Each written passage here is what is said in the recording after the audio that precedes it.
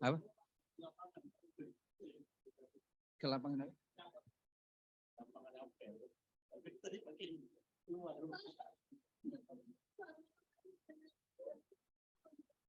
Oh, ke lapangan apa udah pakai mic, udah. Oh. Langsung Bapak kali Pak ya? Hah? Langsungnya Pak ya? Boleh.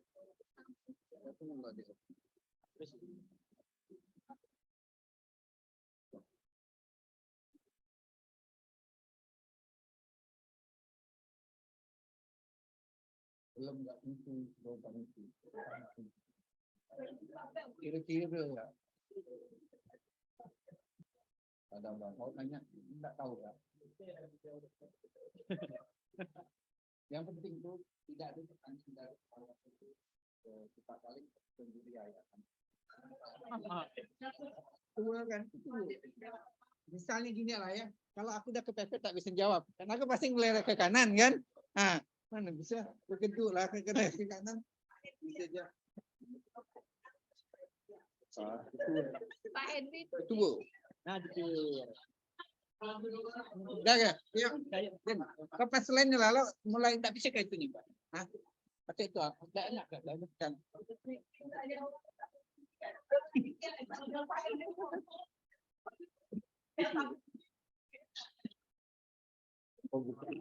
Cake 1. Yes. Assalamualaikum warahmatullahi wabarakatuh. Waalaikumsalam warahmatullahi wabarakatuh. Selamat pagi dan salam sejahtera bagi kita semua. Pagi ini kita akan menyaksikan paparan mengenai pembangunan zona integritas langsung dari Kantor Pertanahan Kabupaten Kuburaya. Waktu dan tempat kami persilakan. Baik, bismillahirrahmanirrahim. Assalamualaikum warahmatullahi wabarakatuh. Selamat pagi, salam sejahtera dan salam sehat untuk kita semua. Yang saya hormati Bapak Ibu Tim Penilai Nasional dari Kementerian Menpan RB, yang saya banggakan para pelaku pembangunan zona integritas di Kantor Pertanahan Kabupaten Kuburaya. Nah, pada kesempatan ini izinkan saya Erwin Rahman beserta Ketua dan Wakil Ketua Pembangunan Zona Integritas dan para Ketua Pokja dan anggota memaparkan apa-apa yang telah kami perbuat dalam rangka pembangunan zona integritas di lingkungan Kantor Pertanahan Kabupaten Kuburaya. Kami menyadari sebagai institusi pelayanan yang memang khususnya objeknya yang dibutuhkan oleh masyarakat luas dan menjadikan sesuatu objek itu hal yang sangat penting, yaitu berkaitan dengan pertanahan. Dan untuk itu kami senyatanya menyadari juga kami yang melayani ini harus berintegritas. Tidak ada tawar-menawar lagi. Itu sudah sejalan dengan nilai-nilai kementerian kami, yaitu melayani, proporsional, dan terpercaya. Untuk mewujudkan itu kami melakukan 3 pendekatan. Pertama, bagaimana profil kantor kami. Yang kedua, nanti kami menjelaskan pembangunan yang sudah kami lakukan dalam rangka prasarana dan sarana pelayanan publik. Yang ketiga, kami menjual inovasi-inovasi untuk menjawab tantangan dan permasalahan di Kantor Pertanahan Kabupaten Kuburaya. Dan yang keempat, itu semuanya itu proses itu tidak terlewatkan pasti melalui 6 area perubahan. Dan yang terakhir mungkin sedikit ada hot issue yang berkaitan dengan mafia tanah.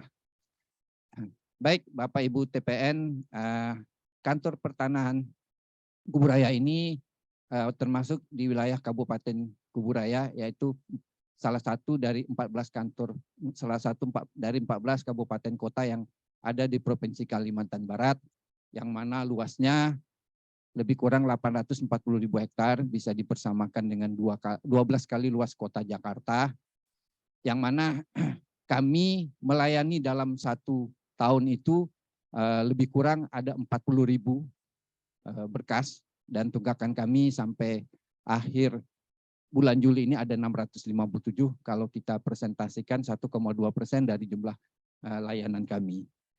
Terus kekuatan kami dalam melayani 40.000 tadi itu sejumlah 113 ASN yang terdiri dari 47 PNS dan 66 pegawai non pemerintah pegawai negeri.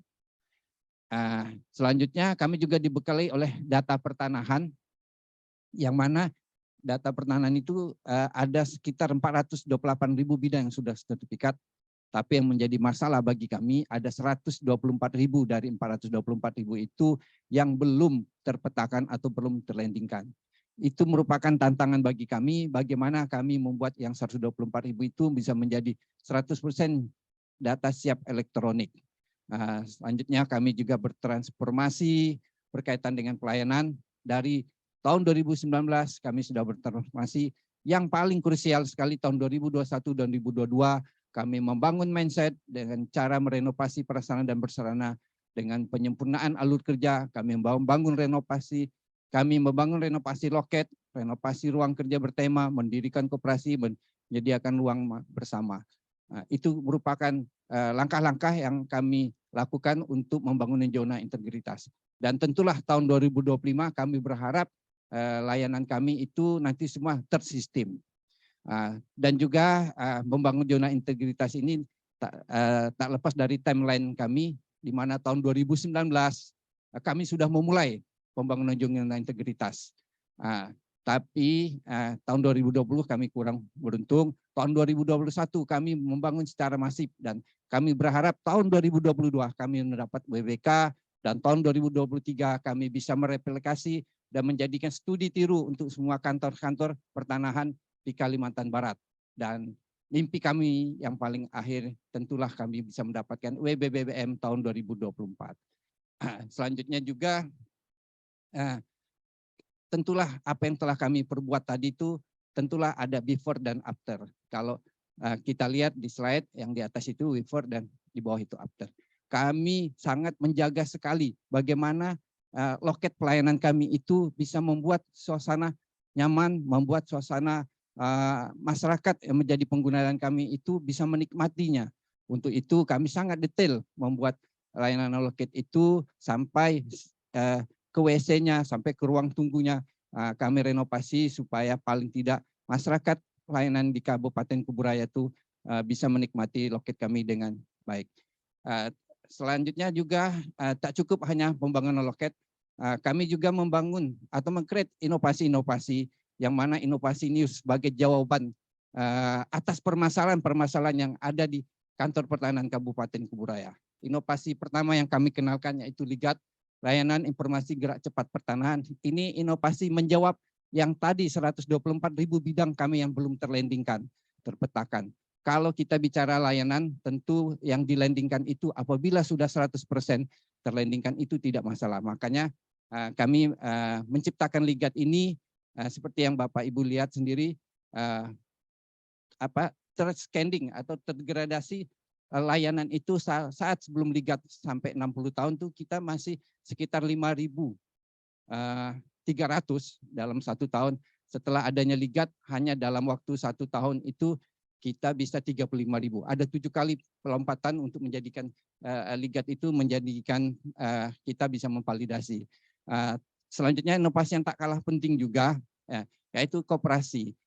Mindset berpikir orang kalau koperasi itu pastilah ada hal-hal yang unsur negatif. Tapi yakinilah bahwa lokasi koperasi kami ini kami dirikan bukan sekedar mendirikan. Kami menyadari lokasi kantor kami ini jauh dari pusat perniagaan. Maka kami harus memenuhi keperluan ATK, makan minum, layanan pengguna, kami harus mendirikan koperasi. Dan juga yang tak kalah penting, dia juga merupakan wadah pemasaran produk UMKM binaan Kantah Kabupaten Kuburaya. Kami menyadari koperasi ini bisa menjadikan sumber gratifikasi. Untuk itu kami mengadakan pengendalian berkaitan dengan koperasi. Selain koperasi kami sendiri sudah berbadan hukum, kami melakukan pemasangan CCTV, pemasangan stiker di lokasi koperasi, dan pengawasan dari pengurus koperasi yang terus-menerus. Dan juga di dalam pengadaan koperasi itu sendiri, kami ada pengawasan dari Dinas Koperasi dan juga sudah menggunakan aplikasi kasir. Dan harga barang-barang yang dijual di situ mengikuti harga head. Dan kami dengan bangga juga koperasi kami ini diikut sertakan dalam Expo Kementerian ATR BPN kemarin. Terus inovasi yang tak kalah penting juga selanjutnya, sistematik. Inovasi ini lahir atau sebagai jawaban bagaimana saat pandemi COVID-19 kami sulit bertemu, menghindari. Jadi kami menciptakanlah sistem telekonferensi masyarakat dan petugas internal Kantor Pertahanan Kabupaten Kuburaya. Alhamdulillah sistematik ini salah satu jawaban untuk menghindari terjadinya gratifikasi. Nah, kalau kita lihat dari grafik sekarang itu penggunanya meningkat. Memang sih tidak mencapai 15, tapi dia merupakan tren meningkat karena masyarakat tuh apapun yang terjadi dia kepengen tuh bersila atau bertemu, kalaupun bertemunya itu walaupun hanya dengan tatap muka melalui video conference. Selanjutnya kami juga ada inovasi silam, ini sebagai turunan dari inovasi yang kami lakukan dari Ligat. Apabila Ligat itu sukses validasi dananya, apapun yang kita lakukan pasti akan bisa mencapai kesuksesan. Inovasi silam ini merupakan jawaban dari turunan yang sudah tervalidasi tadi. Kami bisa membuat layanan SKPT Roya pencatatan itu bisa lebih cepat dari SOP. Itulah keinginan kami untuk memberi layanan cepat tadi. Selanjutnya juga ada inovasi penunjang kami yaitu Almond Buah, aplikasi monitoring buku tanah dan warkah, dan Langsat, layanan gesit antar sertifikat. Khusus Langsat ini kami tindak lanjuti apabila di layanan silam itu kita sudah melampaui dari 1 jam, itu sebagai konsekuensi kami untuk mengantar layanan itu ke masyarakat. Tentulah semuanya itu berkaitan dengan layanan, apa yang kita perbuat itu tentu ada apresiasinya, kan? Kami yang paling krusial apresiasi yang kami dapat dalam tahun itu adalah berkaitan dengan penyelesaian kasus mafia tanah. Baik Bapak Ibu TPN yang kami hormati, tentu semuanya itu kita lakukan tidak lewat dari proses area perubahan. Area perubahan kami yang pertama itu manajemen perubahan. Apa yang telah kami lakukan? Disinilah hal-hal yang paling penting menjadi kunci kesuksesan atau niat kami bagaimana kami untuk merubah.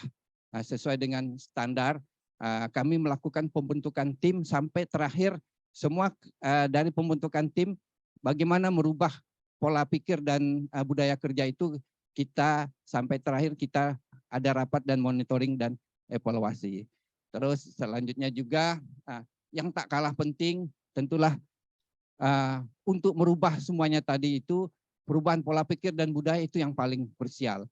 Sebagai pimpinan saya membuat perubahan-perubahan itu seperti yang Bapak Ibu lihat, yang paling krusial kami ada ruang makan. Disitulah kami terjadi interaksi sesama pegawai. Disitulah internalisasi kami masukkan bagaimana di dalam ruang makan itu kita berbicara tanpa sekat antara pimpinan dengan yang di bawah, dan juga disitulah kita berbaur, bersengkrama, melepas penat dalam melakukan pekerjaan dalam 1 hari.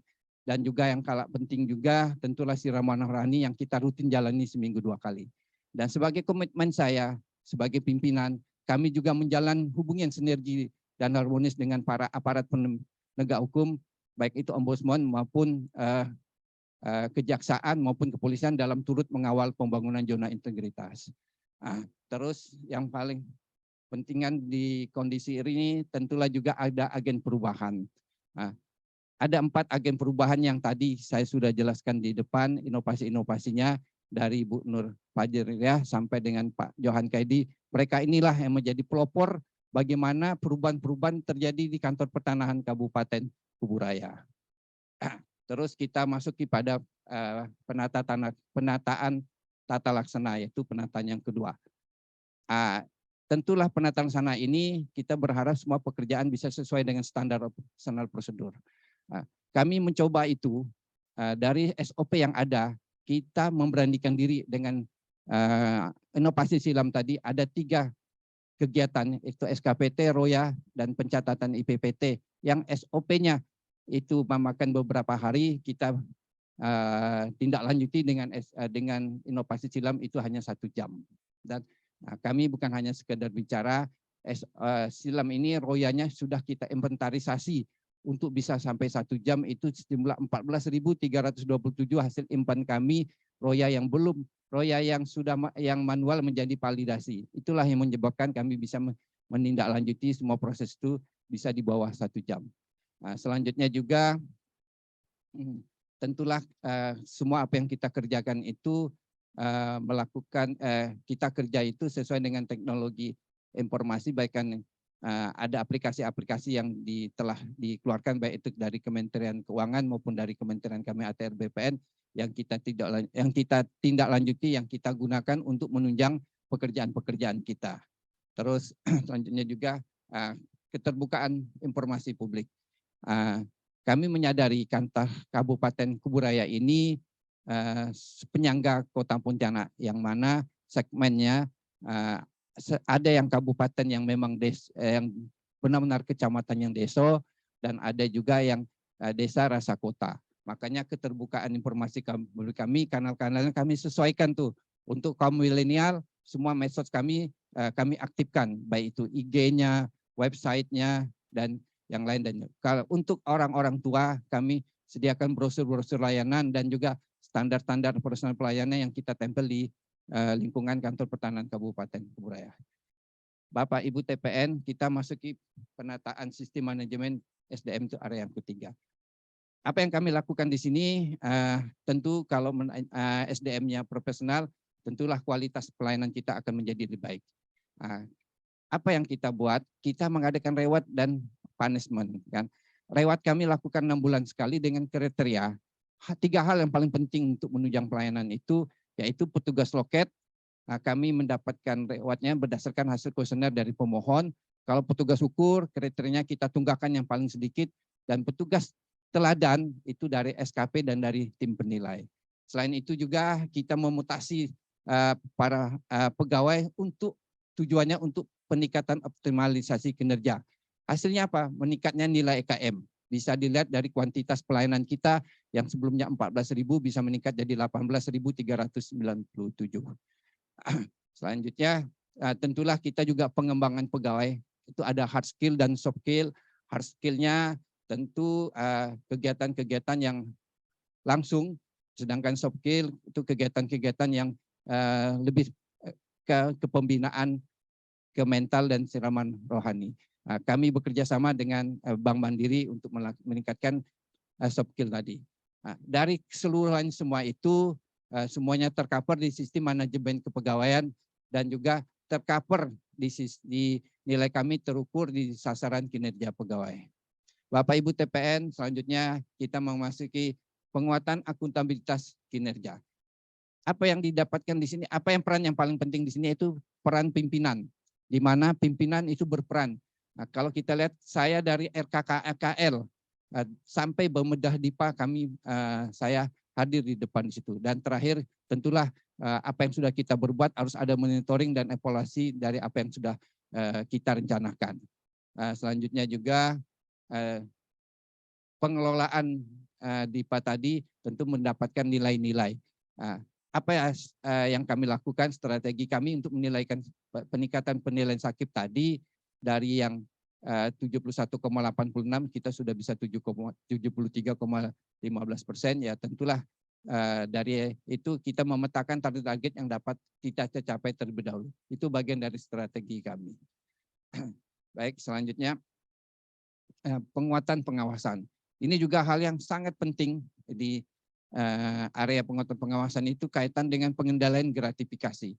Kami membagi 2, ada hal sasaran internal di mana monitoring pegawai itu tak lepas dari CCTV dan access door, dan juga selain itu yang tak kalah penting kami membangun kesadaran internal dengan siraman rohani, dan yang tadi saya sempat singgung di depan, kita membangun kebersamaan di ruang makan. Ini hal yang paling penting yang bisa kita banggakan di kantor pertanahan Kabupaten Kuburaya, itu interaksi antar kami itu berlangsung di ruang makan ini. Sebagai pimpinan dan unsur pimpinan yang lain, biasa kami memberikan arahan-arahan juga dengan santai di ruang makan ini. Kita berdiskusi, dan juga di ruang makan inilah lahir ide-ide liar yang berkaitan dengan kondisi real perbaikan kantor untuk menuju lebih baik. Terus apalagi yang kami lakukan berkaitan dengan pengendalian gratifikasi, selain kegiatan sasaran internal, kita ada kegiatan sasaran eksternal, yaitu Karena kita membuat no pungli stiker dan juga kita mengadakan sosialisasi dengan stakeholder dan juga mitra-mitra kerja. Dari hal yang tadi kita lakukan ada hal yang pamungkas yang kita lakukan, yaitu kita melakukan survei ke pemohon, baik dari yang dilakukan oleh beberapa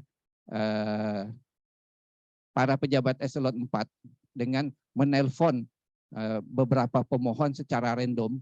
Seperti bulan Mei kita ada melakukan 8, bulan Juni 11 dan bulan Juli 9. Hasilnya apa? Kami mengakui bahwa ada masalah di hasil random itu, bahwa lamanya proses dan petugas kurang responsif. Dari hal yang tadi itu, upaya yang kami lakukan, kami menambah jumlah ASKB, menambah tim panitia dan pembinaan. Dan hasilnya meningkatkan pelayanan sesuai dengan SOP dan petugas lebih responsif. Tentu selain itu kita juga ada layanan pengaduan. Ada 2 hal layanan pengaduan kami yang sangat mendasar. Yang pertama, layanan pengaduan lewat surat, itu kita sudah selesaikan semua. Dan yang paling tak kalah penting, ada layanan pengaduan melalui tim ombudsman. Nah, disinilah kami bekerja sama dengan teman-teman ombudsman, karena ada beberapa pengaduan yang tahun ini ada 12, kita lagi proses penyelesaian, yang sudah kita selesaikan 8, yang lagi berproses 4. Ini kita hampir 2 bulan sekali mengadakan diskusi bersama tim ombudsman berkaitan layanan aduan yang melalui mereka. Alhamdulillah semuanya bisa kita selesaikan, walaupun penyelesaiannya itu tentu bukan hanya produk sertifikat, paling tidak ada way out yang harus kita berikan ke mereka. Terus kami juga ada pengaduan lapor, tahun 2021 ada 7, tapi tahun ini menurun drastis, cuma hanya 1. Kaitan dengan pengaduan itu, apa sih tindak lanjutnya? Terakhirnya tentu kita berusaha pengaduan itu kita mediasikan. Apabila mediasi itu terjadi, terdapatlah akte perdamaian. Apabila tidak terjadi, kita arahkan ke hukum, yaitu terjadi di litigasi. Selanjutnya juga berkaitan dengan pengawasan ini yang tak kalah penting juga, benturan kepentingan dan WBS. Kami untuk menangani benturan kepentingan, kami mengadakan himbauan berupa banner di loket, himbauan kepada PNS kami, dan juga berkaitan dengan WBS kami mengadakan sosialisasi. Dari segala hal yang tadi kami lakukan, tentu ujung-ujungnya bagaimana kualitas pelayanan kami menjadi lebih baik. Untuk melakukan kualitas pelayanan kami, untuk menjadikan kualitas pelayanan lebih baik tadi, kami ada standar pelayanan, itu yang sudah kita lakukan sesuai dengan standar pelayanan sesuai kepala BPN RI tahun 2010, yaitu layanan kami meningkat dari layanan dari kami sesuai SOP yang dari tahun bulan Juni itu 2.700-an, kita menjadi sekarang 3.999 sampai bulan Agustus. Terus selanjutnya juga yang tak kalah penting, yaitu budaya pelayanan prima. Di sini kami menggait perbankan, dalam hal ini BNI kami lakukan tahun 2021, tahun 2022 kami melakukan coaching klinik bersama dengan Bank Mandiri. Baik, Bapak Ibu TPN, hal yang paling mendasar dari pelayanan tentulah bagaimana pelayanan, penilaian kepuasan terhadap pelayanan itu sendiri. Kalau dilihat survei kami lumayan bagus, tapi ada hal yang mendasar. Ada survei dari Maret ke April itu ada beberapa item yang menjadi penetrasi kami lakukan perubahan, sehingga bulan April dan selanjutnya keluhan dari masyarakat bisa kita tindak lanjuti dan membuat peningkatan survei EKM dan survei EVK kami. Baik, selanjutnya berkaitan dengan hot issue, ada 3 hal hot issue yang bisa menjadi pintu masuk mafia tanah di kantor kami, yaitu kaitan dengan kelemahan penyimpanan arsip, data fisik belum valid, dan tumpang tindih bidang tanah. Tiga hot issue ini kita jawab dengan kalau kelemahan penyimpanan arsip, kita buat yang namanya Almon Buah, aplikasi monitoring buku tanah. data fisik belum valid, kita menghadirkan ligat yang tidak aplikasi yang kami jelaskan di depan. Sedangkan tumpang tindih bidang tanah, penyelesaiannya kita melalui pola konsolidasi. Dan selain itu, untuk eksternal kita melakukan koordinasi-koordinasi. Apa yang didapat dari hasil koordinasi? Pertama, koordinasi dengan Pemda, kita menghasilkan surat edaran dari Bupati tentang kewajiban kepala desa apabila akan mengeluarkan alasa atau berkaitan dengan alasa untuk dalam rangka permohonan sertifikat harus berkoordinasi dulu ke kantor pertanahan. Kaitan koordinasi dengan kejaksaan, kami sama-sama melakukan pembelaan di kantor kejaksaan, di kantor pengadilan bersama-sama dengan teman-teman kejaksaan. Terus kaitan dengan koordinasi dengan kepolisian, hasilnya kami menyediakan menyediakan ruangan khusus untuk penyelidikan yang dilakukan oleh teman-teman kepolisian. Koordinasi dengan ombudsman tadi yang sempat saya sebutkan, 2 bulan sekali kami di kantor kami, kantor pertahanan Kabupaten Kuburaya, teman-teman ombudsman datang bersama dan berdiskusi berkaitan dengan laporan-laporan yang ada pada kantor ombudsman. Selanjutnya juga sosialisasi tak kalah penting juga dengan kepala desa dan asosiasi pengembang perumahan dan PPAT, kami terus mensosialisasikan bagaimana kaitan dengan mitigasi berkaitan dengan mafia tanah tadi. Terakhir, kaitan dengan koordinasi dengan pihak kepolisian tahun 2021 berkaitan dengan penghargaan tadi, kami telah mengungkap kasus mafia tanah yang sudah kemarin terekspos. Ada 2 kasus, dua-duanya kita telah ungkapkan. Terus yang berkaitan dengan tumpang tindih tadi, kami bagaimana membuat proses tumpang tindih tadi itu kita lakukan dengan penyelesaiannya dengan cara konsolidasi melalui kegiatan gugus tugas reforma agraria. Saya rasa Bapak Ibu TPN itulah yang bisa kami sampaikan. Mudah-mudahan apa yang kami sampaikan ini mendapatkan sesuatu nanti dari Bapak Ibu tanggapannya. Sekian, terima kasih. Wassalamualaikum warahmatullahi wabarakatuh. Waalaikumsalam.